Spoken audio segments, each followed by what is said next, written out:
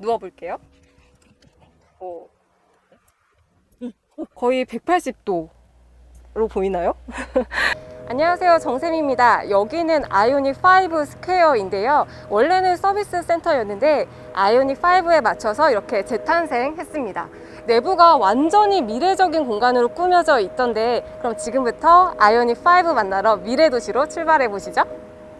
아이오닉 5로 변화될 새로운 세상으로의 여정이 이제 곧 시작됩니다.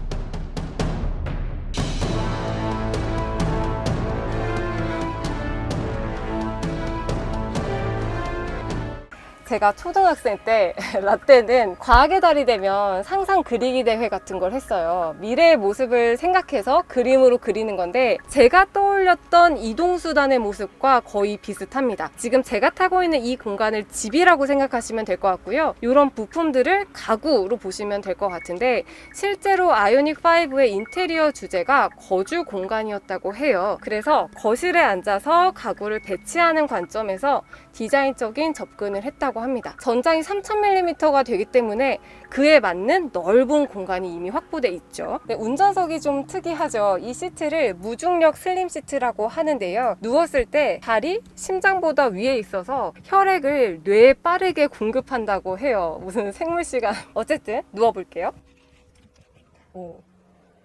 거의 180도 로 보이나요?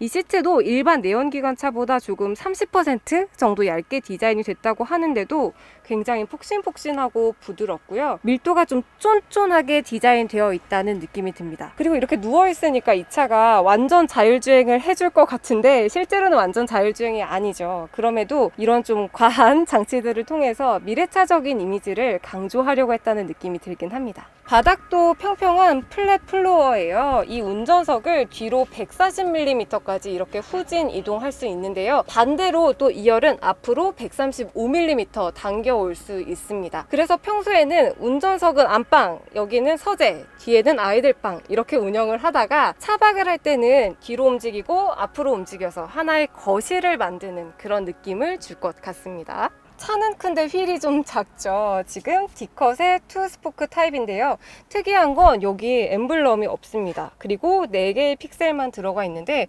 향후 양산차에서는 이곳에 다른 무언가가 들어갈 수도 있다고 하네요. 뒤편에는 변속 레버가 있고요. 여긴 칼럼식인데 이렇게 P를 누르고 돌려서 R&D를 조작하는 방식입니다. 조금 어색하긴 한데 실제로 주행했을 때 어떨지는 운전을 해봐야 알 것 같네요. 또 그 뒤편에는 12인치 계기판과 12인치 인포테인먼트 스크린이 하나의 일체형으로 위치하고 있습니다. 보통 내연기관차에서는 검은색이었잖아요. 그런데 이 아이오닉 5는 전기차답게 하얀색 베젤과 아이오닉 5만의 폰트 UI를 사용했다고 합니다. 조작 버튼이 뭔가 새로운 게 있을 줄 알았는데 그렇지는 않고요. 다만 이런 대시보드가 굉장히 얇아져서 이 공간을 확실히 넓게 쓰고는 있죠. 그리고 아까 팁을 하나 얻었는데, 아이오닉 5를 주차할 때 운전석 너무 가깝게 주차를 했다면 여기를 이렇게 쉽게 넘어가서 이쪽으로 내릴 수 있다는 장점이 있습니다. 인테리어 관심 있으신 분들은 잘 아실 것 같아요. 바로 아일랜드, 주방 아일랜드였는데요. 식탁으로도 썼다가 조리대로도 썼다가 수납장으로도 쓰죠. 그 아일랜드가 이 차에도 적용이 되어 있습니다. 유니버셜 아일랜드고요. 1열과 마찬가지로 140mm를 뒤로 이동할 수 있습니다. 유니버셜 아일랜드 앞부분에는 컵홀더 2개가 있고요. 그리고 고속 무선 충전기도 자리하고 있습니다. 이 부분은 센터 콘솔이어서 여기 이렇게 간단하게 무언가를 넣을 수 있는 공간이 있는데, 이 밑에 트레이에는 뭐 노트북이나 핸드백 같은 것을 수납할 수도 있게 되어 있네요. 1열과 2열을 붙여서 차박을 할 때 쓴다면 간단한 테이블로도 사용할 수 있을 것 같죠. 네, 2열입니다. 개방감이 있고 시원한 공간감이 있긴 한데요. 머리 공간은 그렇게 넓지 않습니다. 주먹이 하나 정도 들어가고요. 레그룸은 넓습니다. 주먹이 한 3개 넘게 들어가고, 다리 공간도 꽤 넉넉하죠. 이런 공간의 쾌적함도 있지만 소재도 친환경적으로 사용됐다고 해요. 아무래도 아이오닉 5가 지속 가능성을 강조하고 있기 때문인데요. 도어 부분에는 유채꽃과 옥수수에서 추출한 바이오 성분의 페인트를 사용했다고 하는데요. 네, 차 냄새가 나고요. 그리고 바닥 부분에는 사탕수수와 옥수수를 활용을 했고요. 이 팔걸이 부분에는 재활용 투명 페트병이 이용이 됐다고 합니다. 그냥 떠올렸을 때는 조금 투박하고 거칠지 않을까 생각했는데 마감 처리는 꽤나 부드럽게 잘 되어 있습니다. 일반 내연기관차 생각하시면 될 것 같아요. 지붕은 전체가 고정 유리로 적용됐어요. 이 전동 롤 블라인드 기능을 추가한 비전 루프로 개방감을 향상시켰습니다. 또 태양광 충전이 되는 솔라 루프여서 주행거리가 1년에 최대 1,500km까지 늘려준다고 합니다. 네, 아이오닉은 이온과 유니크를 조합해 만든 브랜드 아이오닉에 차급을 나타내는 숫자 5가 붙여져서 아이오닉 5가 됐는데요. 차급은 SUV는 아니고 CUV입니다.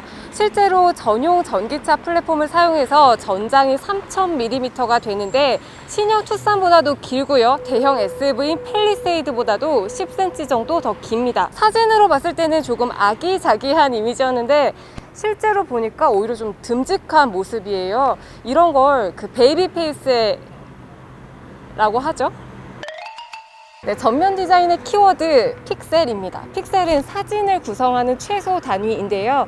차량 곳곳에 픽셀의 형상이 들어가서 자동차보다는 로봇 같은 캐릭터를 구축한 것 같아요. 그 중에서 가장 시선을 끄는 건 이 사각의 헤드램프인데요. 이렇게 한 손바닥 크기 정도 되는 헤드램프가 2개, 오른쪽에도 2개 위치하고 있습니다. 왼쪽부터 오른쪽까지 하나의 테두리로 이어지면서 사이보그에서나 쓸 법한 그런 안경을 쓰고 있는 느낌이죠. 자세히 보면은 이 안에 사각의 헤드램프가 있고요. 그 겉을 주간주행 등과 방향지시 등이 겸하고 있습니다. 그 밑에는 이렇게 화살표 형태로 되어 있는데요. 이게 무슨 역할일까 궁금했는데 이 차량의 충전량을 빛으로 보여주는 역할을 한다고 합니다. 이 차는 엔진이 없기 때문에 냉각이나 흡기가 필요 없겠죠. 그래서 이렇게 막혀 있어요. 테슬라 모델들은 여기가 움푹 들어가 있는 반면 아이오닉 모델들은 이렇게 볼록하게 튀어나와 있는데요. 그래서 테슬라 모델들이 전폭보다 좁아 보이거든요. 그런데 아이오닉 5는 볼륨감 있게 처리해서 전폭보다 넓어 보이는 효과를 가져가고 있습니다.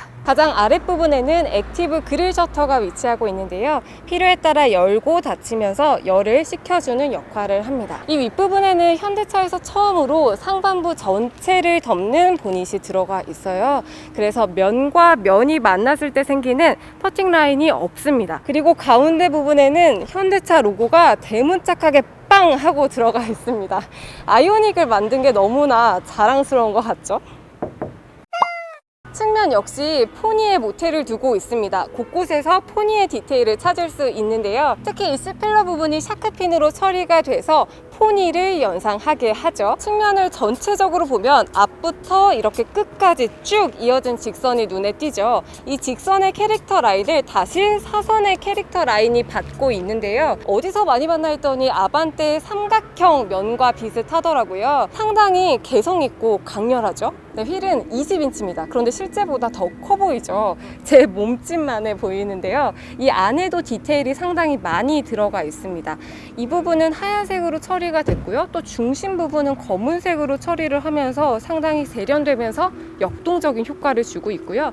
이 휠 아치 부분에도 칼자국처럼 이런 디테일이 들어가서 가뜩이나 크고 역동성이 있는데 더 역동성 있어 보이는 그런 효과를 주고 있네요. 네, 이 차도 사이드미러는 카메라와 모니터 시스템이 연결된 디지털 방식입니다. 현대차에서 처음으로 적용됐는데 일반 미러를 양쪽 문 상단에 놓인 모니터로 대체해서 사각지대를 줄인 방식입니다. 네, 아이오닉 5도 플러시 도어인데요. 이렇게 연락을 하면은 도어 핸들이 나와 있고요. 이걸 당겨서 문을 열고 차에 탑승하는 방식입니다. 네, 아이오닉 5 색깔은 총 9가지인데요. 전체적으로 화려한 색상은 아니고 자연 본연의 색깔에 집중을 한 모습이에요. 저희의 이 전시차는 디지털 틸 그린 펄이라고 하네요.